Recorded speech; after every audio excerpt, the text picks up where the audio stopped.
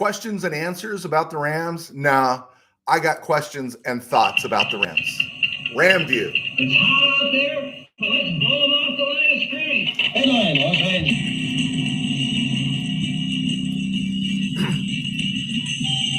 Live from the Ram Cave, I'm Joe Terrellian, and this is RamView, the July 15th, 2023 edition, brought to you by Kistler Law Firm. Injured in an auto accident? Need help? Got questions? Call Kistler Law at 661-206-6990. That's Kistler Law at 661-206-6990. And check out KistlerLawFirm.com. Kistler Law, they've been fighting for you since 92. And by Temple City Auto Repair. Having some auto issues? Get yourself some John and Henry at TempleCityAutoRepair.com. And of course, by Granite Ridge Christian Camp, a place where your life can change. Saturday morning show will not be the norm. As you know, many of you know that have been following me this week. We've been getting caught up with summer camp and all the ins and outs and everything that takes place at summer camp. And so I was kind of bombarded yesterday and decided I needed to get the show in because I'm not here next week. And it's okay because the Rams are still off till the 25th. And but needed to get one in. I like to do 3 a week. And so here we go. So we are gonna do a little Q&A, but Q&A with me and my situation, since I'm not in the room with Les Snead, it's more questions and I'll give you my thoughts. And we're going to share that. I'm going to give you an update on the Shohei Ohtani situation. In fact, I'll do that right now. Trade him, Angels.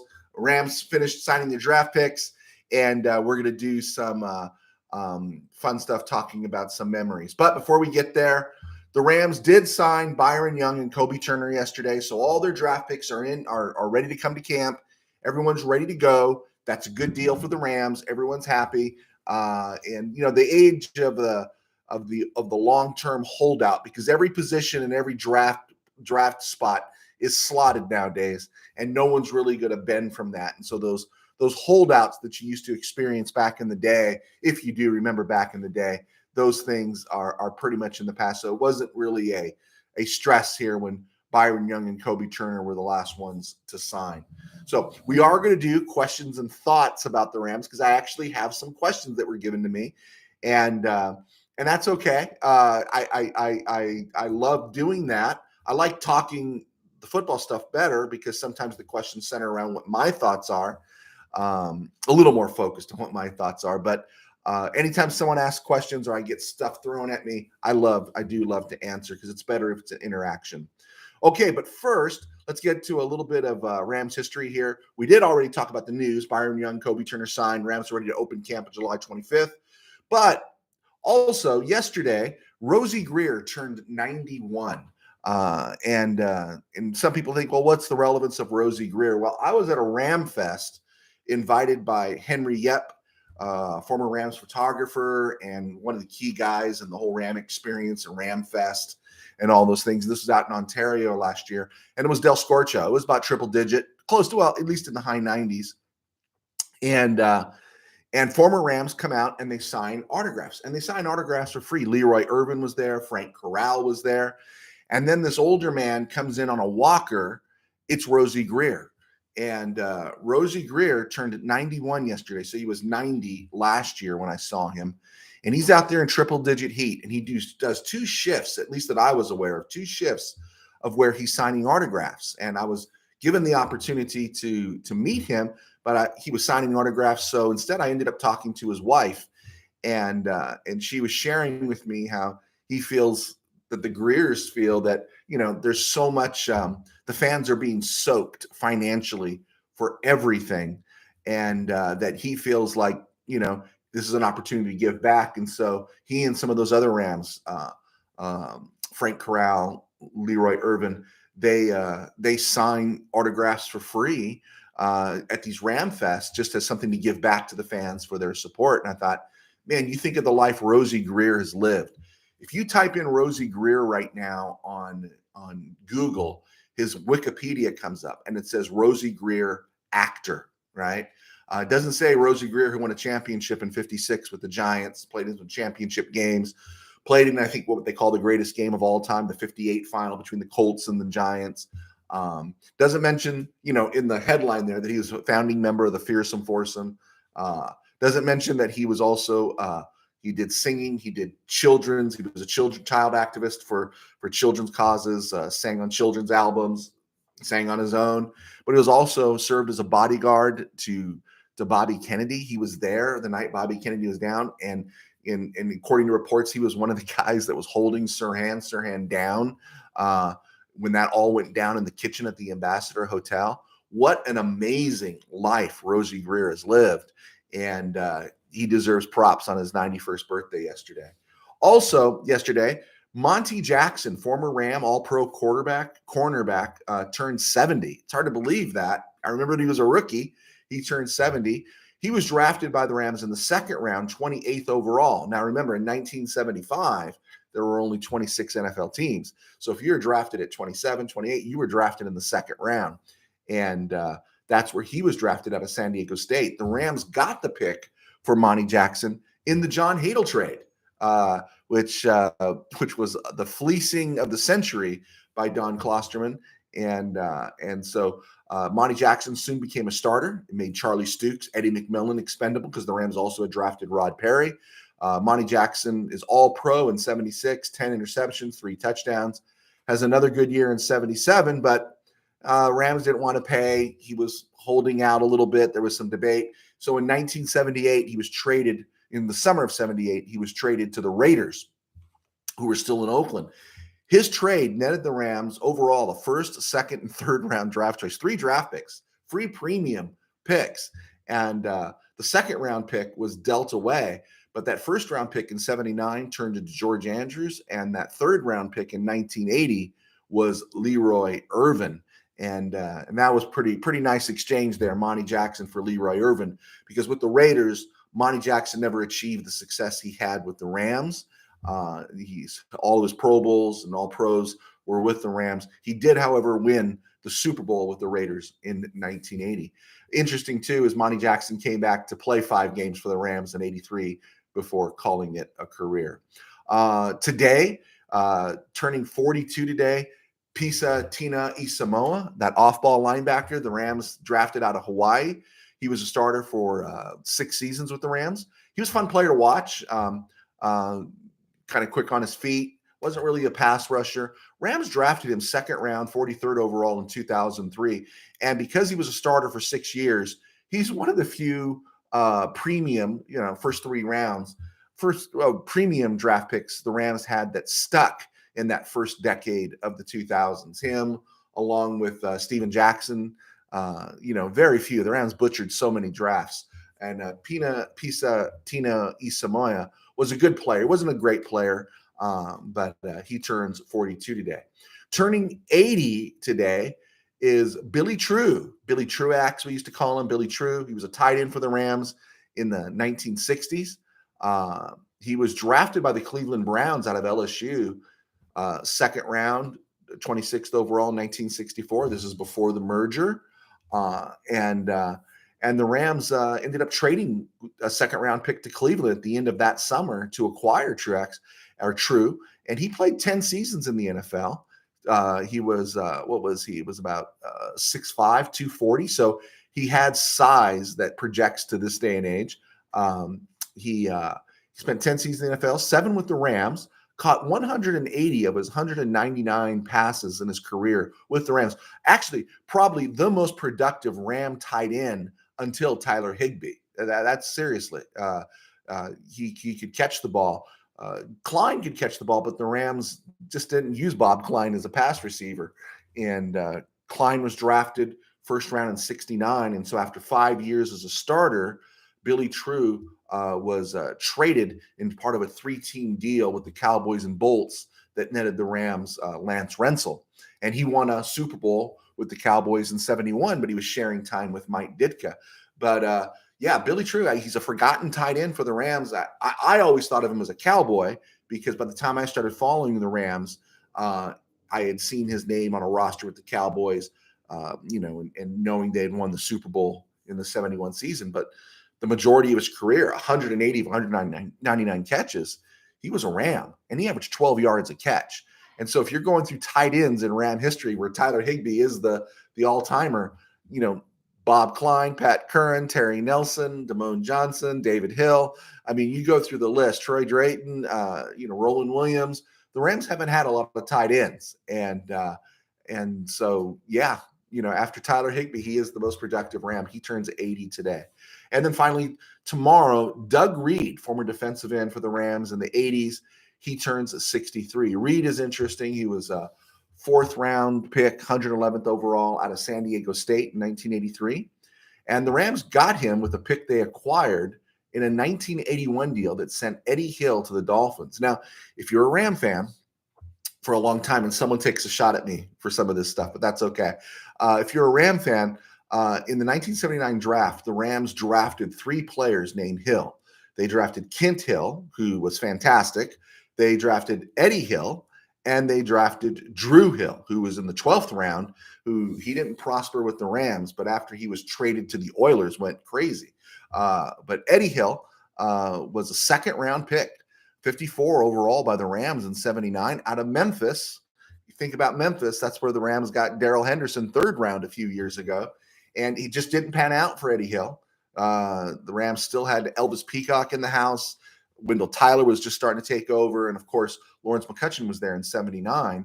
And even in 1980, when there was struggle with the Rams offense, Wendell Tyler was out for the year, I think with a knee injury that year. McCutcheon had been traded. And Elvis Peacock got the bulk of the carries until his knee went out on him. And then Jarrell Thomas stepped in. So Eddie Hill really was a whiff by the Rams. And so they dealt into the Dolphins, and they acquired that fourth-round pick, and they got Doug Reed in the 83 draft. And Reed was a solid defensive end, not spectacular. He had 22 sacks in his career, and he started with the Rams for 8 seasons, starter for 6 of them and 7 of them. And but his size, Doug Reed played defensive end at 6'3", 254. Right now, that's good size for an edge linebacker. So thought that was interesting to mention that. Okay, real quick here before we get to the Kistler Law question of the day. I'm Joe Rosey, and I was a sports writer for 21 years, one of the founding members of Mid-Valley Sports.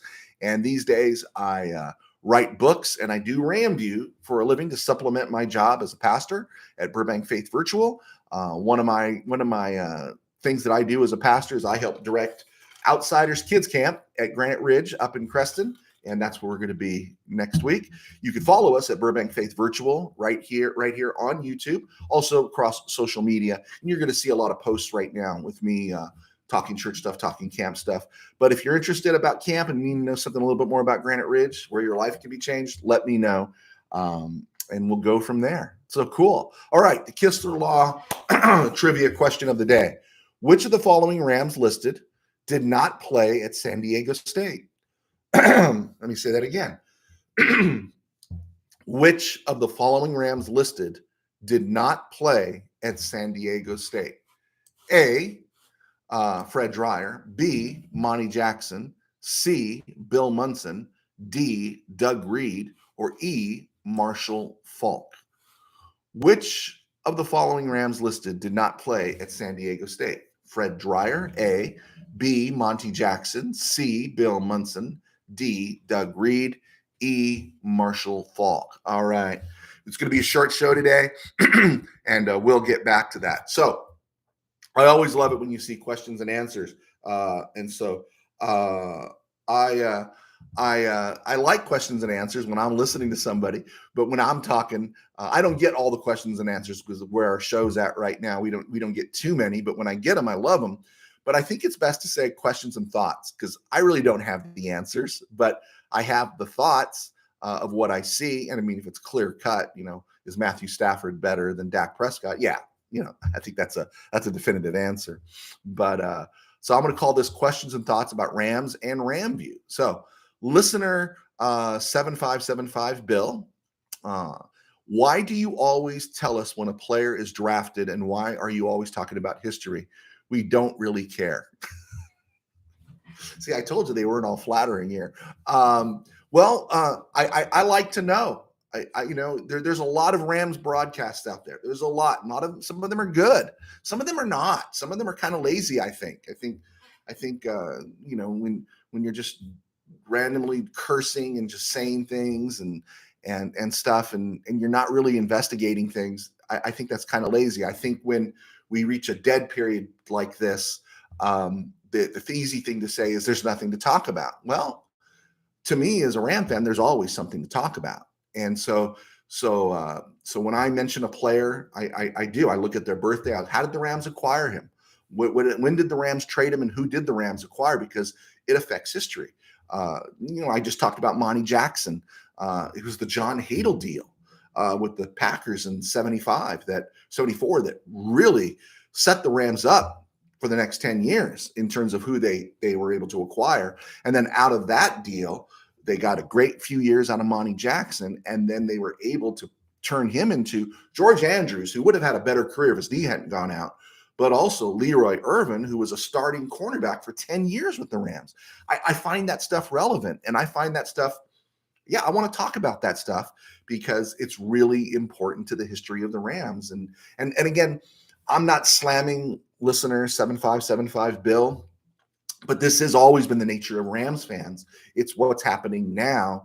And so when you don't have the history and you don't have the time spent invested, it's really easy to bandwagon. It's really easy to say McVay sucks. It's really easy to say Stafford should be traded. It's really easy to say those things if you don't know the history. And so when you have the history, I just feel, that's what we bring. That's what I try to do here. I'm not in the room, so all we can do is look for trends and what's taken place in the past. And so that's why I spend a lot of time. Hey, this guy was drafted 3rd round, 105th overall. This guy was drafted here. I find an interesting thing that Cullen Bryant was the 33rd overall pick in the second, and he was drafted in the 2nd round. Brian Quick was a 33rd overall pick, drafted in the 2nd round. Just these ironies here. 3 Hills drafted in the 79 draft. What happened to him? How did they parlay? Who ended up having the best career? Probably Hall of Famer Drew Hill. That kind of stuff fascinates me, and I think there is a niche of Ram fans out there who care about that stuff. And again, when you're researching that stuff, it gives you plenty to talk about. Listener Rob, Steeler fan in Missouri. Of course, I always mention him. Why don't you talk more about the Steelers or the whole NFL? If I had the time, I would love to talk more about the NFL. If I was doing this 5 days a week or had the time to do it, I would. But this is called RamView, and we're talking about the Rams. And so I like to focus on the Rams, and I would be happy to talk more NFL. I tell you what, add some sponsors to my list. I'll expand the show. I'll make it a full show. We'll do 2 hours or an hour, and we'll go from there. It's just right now I'm focused on the Rams. And here's the other interesting thing. When everyone does a national show, maybe you're starting to notice it. And one of the other Rams podcasts, I think it's Rams Up, Horns Up just broadcast. It's a really good one.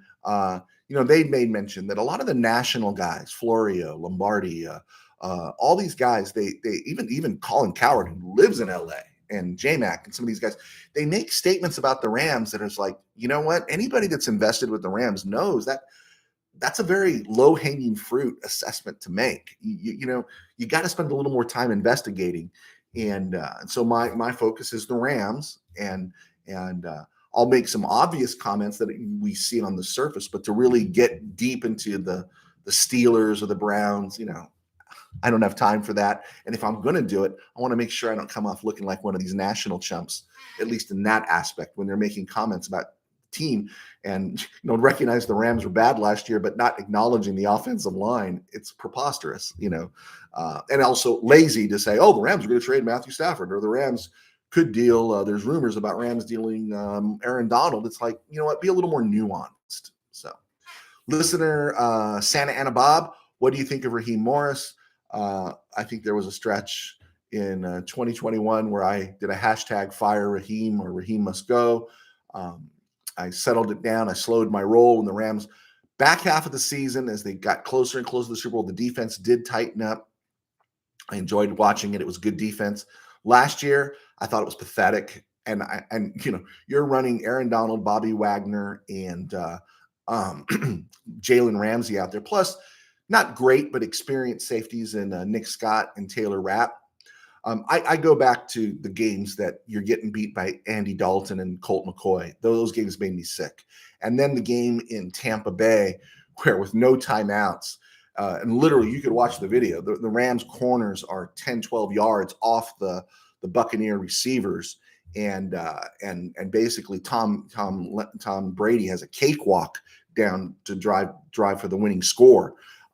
So yeah, there are times I think Raheem Morris is a good man. You see him interviewed. He seems like a really good man. I'm not enamored with him as a DC, but you know what? I hope he gets hired, and I hope the Rams get compensatory picks. I hope he becomes another HC. But with everyone trending towards offense right now, I don't know if a DC, unless they come up with the Ravens defense of 2000, is going to be getting many more looks these days.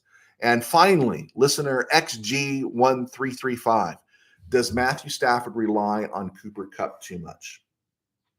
And so I brought this up before I was doing the podcast. Maybe I was doing a couple of podcasts in 2021. I remember saying the Rams offense looks really good, but I think they're just a little too Cooper Kupp centric. And then as time went on, Robert Woods got more involved, and then of course OBJ came in, and that was late in the season when OBJ really started producing. And then of course in the postseason, it was fantastic. But last year that relationship took a lot of heat. He can't just keep throwing it to Cooper Kupp. Well, remember Stafford didn't do any throwing off season going into 2022, and he had no time with Allen Robinson or anything. And then the offensive line went south really, really quick. Well, who does Stafford have a relationship with? Cooper Kupp. And so as the quarterback, knowing he's got like half a second or a second and a half less than he had in previous years, he threw to spots where he knew Kupp was going to be, because Kupp was reliable route runner. He's got a relationship with him. He knows him. And in that 3 seconds crisis when he drops back to pass and the pocket's collapsing, he's going to the guy he knows, especially in that situation. If the offensive line is stable this year, it should be okay. If the offensive line is showing a little improvement this year, it should be even better, and we'll see the ball moved around a lot more. And then of course someone brings up the Super Bowl. Well, come on. I mean, that's on the Bengals. If you can't stop Cooper Kupp when the other receivers are Van Jefferson, who's got a little bit of a knee injury, Ben Skoranek, and Bryson Hopkins, who's playing tight end, who got no significant light off the bench during the course of the 2021 season, and you can't stop Cooper Kupp. I mean, that's on Eli Apple and the Bengals if they can't stop that. So give them credit. He knew Stafford went with what he could rely on, and Kupp proved to be a Hall of Fame type of talent. So yeah, I like to see the ball shared more. And I'll tell you this, not just for the case of the defense, I like to see the ball shared more because I don't like seeing Cooper Kupp taking all those hits. Kupp should really go back and watch Ram highlights from the Greatest Show on Turf and those years after, in 2002, 2003, 2004, when Holt and Isaac Bruce were still playing together. If you watch them when they'd catch a ball and they're going downfield, just before they were about to take that big hit, you see them go down to the ground and avoid the hit. And I really think, that's what extended. I think Isaac Bruce played from 1994 till about 2008, 2009. And of course, Torrey Holt had an extended career as well, double digits, 10 years, 11 years, 12 years. And so those are important things. And I don't want to see Cooper Kupp take too many more hits. I do want to see the ball divvied around. Okay, I think we got it in. We're going to go back to reviewing everything else in terms of the schedule with the Rams after next week when I get back. I just wanted to make sure we got a show in today because we were just behind schedule. I know it's a little bit shorter than we usually do. There's all that debate about short form, long form. So that's where we're at. Okay, so I'm Joe Rosey. Oh, wait a second. I do have to name the champion, the answer to the trivia question. Okay, so the answer to the trivia question, the Kistler Law trivia question of the day: which of the following Rams listed did not play at San Diego State? And that is A, Fred Grier, B, Monty Jackson, C, Bill Munson, D, Doug Reed, E, Marshall Faulk. Well, we just talked about Fred Grier this week. We talked about Monty Jackson and Doug Reed today. So we should know they went to San Diego State. And you should know as a Hall of Famer that Marshall Faulk went to San Diego State. So The answer is, which of the following Rams did not play at San Diego State? Bill Munson played at Utah State and was first-round draft pick of the Rams in 1964. There you go. It was a stone groove being here. Thank you so much for clicking on. I will see you in about a week. God bless. Take care. And we will see you soon.